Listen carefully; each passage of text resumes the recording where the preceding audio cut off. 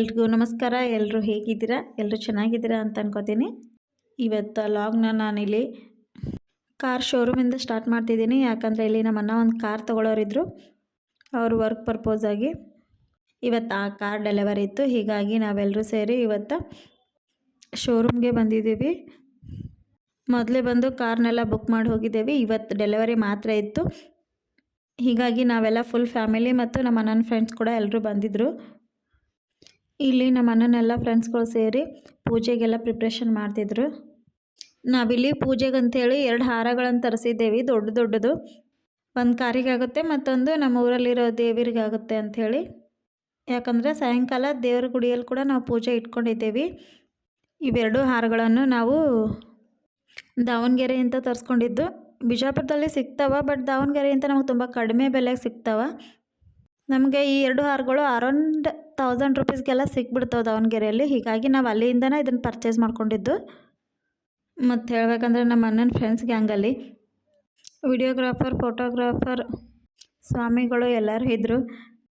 ಹೀಗಾಗಿ ಎಲ್ಲ ಕೆಲಸನೂ ಪಟ್ ಅಂತ ಹೇಳಾಯಿತು. ಎಲ್ಲ ಕೆಲಸನೂ ಅವರೇ ಮಾಡತ್ತಿದ್ರು. ನಾವು ಸುಮ್ಮನೆ ಒಂದು ಸೈಡ್ ಕುತ್ಕೊಂಡು ನೋಡ್ತಾ ಇದ್ದೇವೆ ಅಷ್ಟೇ. ಹಾರ ತರೋದ್ರಿಂದ ಹಿಡಿದು ಪೂಜೆ ಮಾಡೋವರೆಗೂ, ಕೊನೆ ಮೂಮೆಂಟ್ವರೆಗೂ ಎಲ್ಲ ಅವರೇ ಮಾಡಿದ್ದು. ಫೈನಲಿ ಕಂಪ್ಲೀಟಾಗಿ ಪೂಜೆನೆಲ್ಲ ಮುಗಿಸ್ಕೊಂಡೆವು. ಪೂಜೆ ಎಲ್ಲ ಮುಗಿದ್ಮೇಲೆ ಎಲ್ಲರೂ ಸೇರಿ ಒಂದು ಸ್ವಲ್ಪ ಫೋಟೋಶೂಟ್ನೆಲ್ಲ ಮಾಡ್ಕೊಂಡೇವಿ. ಫೋಟೋಶೂಟ್ದು ಯಾವುದೇ ರೀತಿ ಕ್ಲಿಪ್ಸ್ನ ಇಲ್ಲಿ ಆ್ಯಡ್ ಮಾಡಿಲ್ಲ. ಫೋಟೋಶೂಟ್ ಮಾಡ್ತಾ ತುಂಬ ಟೈಮ್ನ ಇಲ್ಲೇ ಸ್ಪೆಂಡ್ ಮಾಡಿಬಿಟ್ಟಿದ್ದೇವೆ.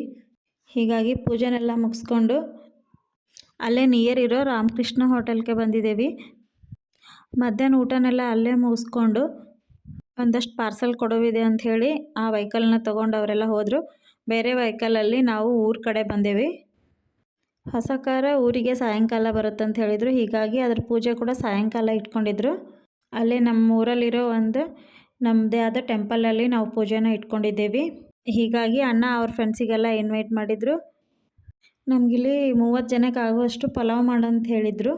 ಬಂದು ನಾವು ಸ್ವಲ್ಪ ರೆಸ್ಟ್ ಮಾಡಿಕೊಂಡು ಸಾಯಂಕಾಲ ಪಲಾವ್ಗಿಲ್ಲಿ ಪ್ರಿಪ್ರೇಷನ್ ಮಾಡ್ತಿದ್ದೇವೆ. ಮೊದಲಿಗೆ ನಾವಿಲ್ಲಿ ದಪ್ಪ ತಳ ಇರೋ ಒಂದು ಪಾತ್ರೆನ ಇಟ್ಕೊಂಡಿದ್ದೇವೆ. ನಾನಿಲ್ಲಿ 3/4 kg ಎಣ್ಣೆನ ಹಾಕ್ಕೊಂಡಿದ್ದೀನಿ. ಮೊದಲಿಗೆ 3 kg ಪಲಾವ್ಗೆ ಎಣ್ಣೆ ಎಲ್ಲ ಕಾದ್ಮೇಲೆ ಅದಕ್ಕೆ ನಾನಿಲ್ಲಿ ಜೀರಿಗೆ, ಸಾಸಿವೆ ಹಾಕ್ಕೊಂಡಿದ್ದೀನಿ. ಜೀರಿಗೆ, ಸಾಸಿವೆ ಎಲ್ಲ ಪಟ ಅಂಥೇಳಿ ಸಿಡಿದ ಮೇಲೆ ಅದಕ್ಕೆ ನಾನಿಲ್ಲಿ ಒಂದಷ್ಟು ಮಸಾಲೆಗಳನ್ನು ಸೇರಿಸ್ಕೊತಿದ್ದೀನಿ. ಚಕ್ಕೆ, ಲವಂಗ, ಕರಿಮೆಣಸು, ಮರಾಠಿ ಮೊಗ್ಗು, ಶಾಹಿ ಜೀರಿಗೆ ಮತ್ತು ಏಲಕ್ಕಿ ಇಷ್ಟು ಹಾಕಿ ಚೆನ್ನಾಗಿ ಫ್ರೈ ಮಾಡ್ಕೋಬೇಕು. ಅದೆಲ್ಲ ಫ್ರೈ ಆದಮೇಲೆ ನಾನಿಲ್ಲಿ ಶೇಂಗಾ ಹಾಕೋತಿದ್ದೀನಿ, ಹಸಿ ಬಟಾಣಿ ಮತ್ತು ನಾನಿಲ್ಲಿ ಮೊಳಕೆ ಕಟ್ಟಿದ್ದ ಕಡಲೆಕಾಳು ಹಾಕೋತಿದ್ದೀನಿ. ಇದು ಆಪ್ಷನಲ್, ಬೇಕಿದ್ರೆ ಹಾಕೋಬೋದು, ಇಲ್ಲಾಂದರೆ ಇಲ್ಲ. ಮನೇಲಿತ್ತು ಹೀಗಾಗಿ ನಾನು ಸೇರಿಸ್ಕೊತಾ ಇದ್ದೀನಿ ಅಷ್ಟೇ. ಆನಂತರ ನಾನಿಲ್ಲಿ ತರಕಾರಿಗಳನ್ನು ಸೇರಿಸ್ಕೊತಾ ಇದ್ದೀನಿ.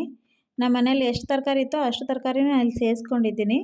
ಈರುಳ್ಳಿ, ಕ್ಯಾಪ್ಸಿಕಮ್, ಗೋಬಿ, ಕ್ಯಾರೆಟ್, ಬೀನ್ಸ್, ಆಲೂಗಡ್ಡೆ ಮತ್ತು ನಾನಿಲ್ಲಿ 2 ಟೊಮೊಟೊನ ಚಿಕ್ಕದಾಗಿ ಕಟ್ ಮಾಡಿಕೊಂಡು ಸೇರಿಸ್ಕೊತಾ ಇದ್ದೀನಿ.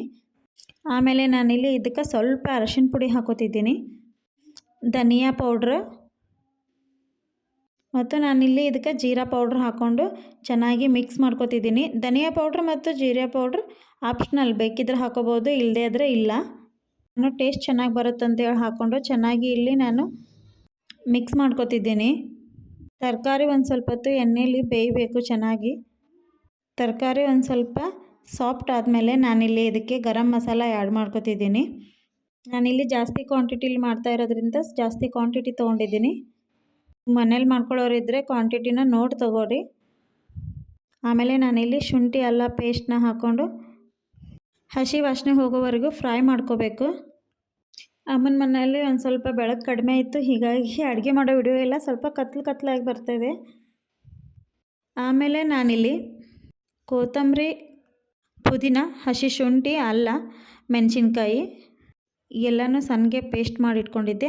ಆ ಮಿಶ್ರಣವನ್ನು ನಾನಿಲ್ಲಿ ಸೇರ್ಪಡೆ ಮಾಡ್ಕೊತಿದ್ದೀನಿ. ಇದನ್ನು ಕೂಡ ಹಾಕಿ ಹಸಿ ವಾಸನೆ ಹೋಗೋವರೆಗೂ ಚೆನ್ನಾಗಿ ಫ್ರೈ ಮಾಡ್ಕೋಬೇಕು. ಪುದೀನ, ಕೊತ್ತಂಬರಿ ಈ ಥರ ರುಬ್ಬಿ ಹಾಕೋದ್ರಿಂದ ಫ್ಲೇವರ್ ಕೂಡ ಚೆನ್ನಾಗಿ ಬರುತ್ತೆ, ಟೇಸ್ಟ್ ಕೂಡ ಒಂಥರ ಡಿಫ್ರೆಂಟ್ ಆಗಿರುತ್ತೆ.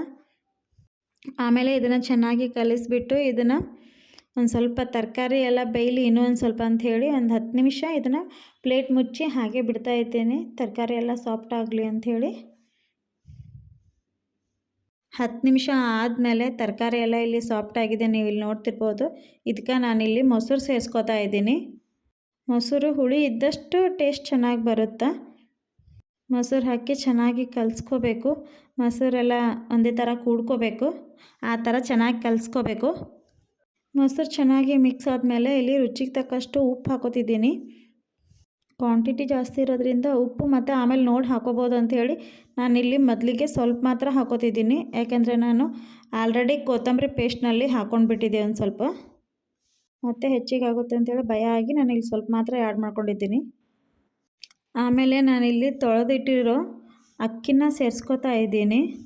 ಅಕ್ಕಿನ ಕೂಡ ನಾನಿಲ್ಲಿ ಎಣ್ಣೆಯಲ್ಲೇ ಹಾಕೋತಿದ್ದೀನಿ. ಹಾಕ್ಕೊಂಡು ಚೆನ್ನಾಗಿ ಒಂದು ಸಲ ನಾನು ಮಿಕ್ಸ್ ಮಾಡ್ಕೋತೀನಿ. ಒಂದು ಸೈಡ ನೀರು ಕೂಡ ಬಿಸಿ ಆಗ್ಲಿಕ್ಕೆ ಇಟ್ಟಿದ್ದೇವೆ, ಇದಕ್ಕೆ ನಾವು ಬಿಸಿನೀರು ಹಾಕ್ತೇವೆ. ಚೆನ್ನಾಗಿ ಅಕ್ಕಿ ಮತ್ತು ತರಕಾರಿನೆಲ್ಲ ಮಿಕ್ಸ್ ಮಾಡ್ಕೋತೀನಿ. ಮೊದಲಿಗೆ ಮಿಕ್ಸ್ ಮಾಡಿಕೊಂಡು ಕಾದಿರೋ ನೀರನ್ನು ಇದಕ್ಕೆ ಸೇರಿಸ್ಕೋತೀನಿ. ನೀರನ್ನು ಮೊದಲೇ ಮೆಜರ್ಮೆಂಟಲ್ಲಿ ನಾನು ಇಟ್ಕೊಂಡಿರ್ತೀನಿ. 1 ಗ್ಲಾಸ್ ಅಕ್ಕಿಗೆ 2 ಗ್ಲಾಸ್ ನೀರಂತೆ.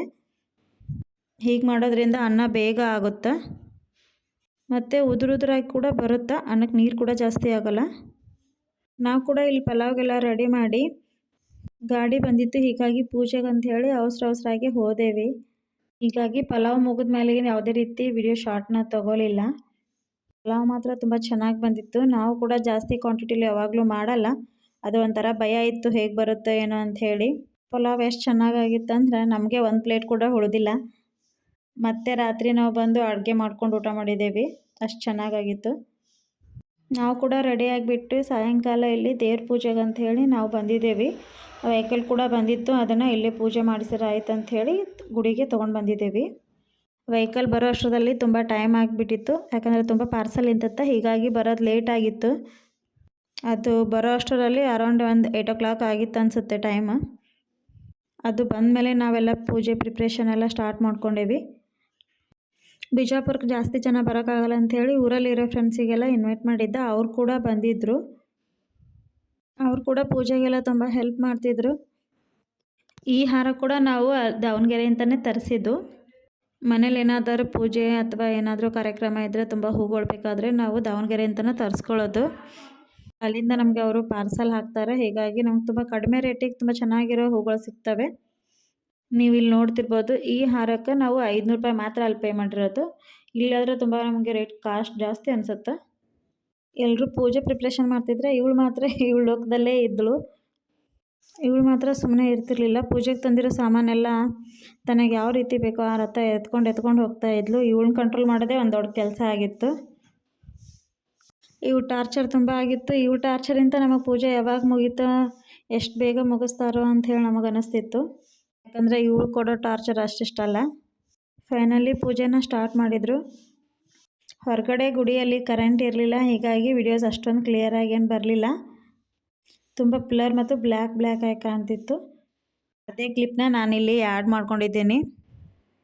ಪೂಜೆನೆಲ್ಲ ಮುಗಿಸ್ಕೊಂಡು ಎಲ್ಲರೂ ನನ್ನ ಫ್ರೆಂಡ್ಸ್ ಅಲ್ಲೇ ಊಟ ಮಾಡಿಕೊಂಡು ಅವರೆಲ್ಲ ಮನೆಗೆ ಹೋದರು. ಆವಾಗೇ ಹೇಳಿದ್ನಲ್ಲ, ನಿಜವಾಗ್ಲೂ ನಮಗೆ ಪಲಾವ್ ಉಳಿದಿದ್ದಿಲ್ಲ. ಪೂಜೆನೆಲ್ಲ ಮುಗಿಸ್ಕೊಂಡು ನಾವು ಮನೆಗೆ ಹೋದ್ಮೇಲೆ ಮತ್ತೆ ಅಡುಗೆಯನ್ನು ಮಾಡಿಕೊಂಡು ನಾವು ಊಟ ಮಾಡಿ ಮಲ್ಕೋಬೇಕಂದ್ರೆ 11 ಗಂಟೆ ಆಗಿತ್ತು. ಇದು ಇವತ್ತಿನ ನನ್ನ ವ್ಲಾಗ್ ಆಗಿರುತ್ತೆ. ಯಾರಿಗಾದರೂ ಇಷ್ಟ ಆದರೆ ಶೇರ್, ಕಮೆಂಟ್, ಸಬ್ಸ್ಕ್ರೈಬ್ ಮಾಡ್ಕೊಳ್ಳಿ. ಸಬ್ಸ್ಕ್ರೈಬ್ ಮಾಡ್ಕೊಳ್ಳೋದ್ರಿಂದ ನಾನು ಅಪ್ಲೋಡ್ ಮಾಡೋ ಪ್ರತಿಯೊಂದು ವಿಡಿಯೋದ ಫಸ್ಟ್ ನೋಟಿಫಿಕೇಷನ್ ನಿಮಗೆ ಬರುತ್ತೆ. ಯಾವುದೇ ನನ್ನ ವಿಡಿಯೋ ಮಿಸ್ ಆಗಲಾರ್ದಂಗೆ ನಿಮಗೆ ರೀಚ್ ಆಗುತ್ತೆ. ಆದಷ್ಟು ನಿಮ್ಮ ಜೊತೆ ನಾನು ಡೈಲಿ ವ್ಲಾಗ್ಗಳನ್ನು ಶೇರ್ ಮಾಡ್ಕೋತೀನಿ ಅಂತ ಹೇಳ್ತಾ ಇವತ್ತಿನ ನನ್ನ ವಿಡಿಯೋನ ನಾನು ಇಲ್ಲಿಗೆ ಎಂಡ್ ಮಾಡ್ತಾಯಿದ್ದೀನಿ.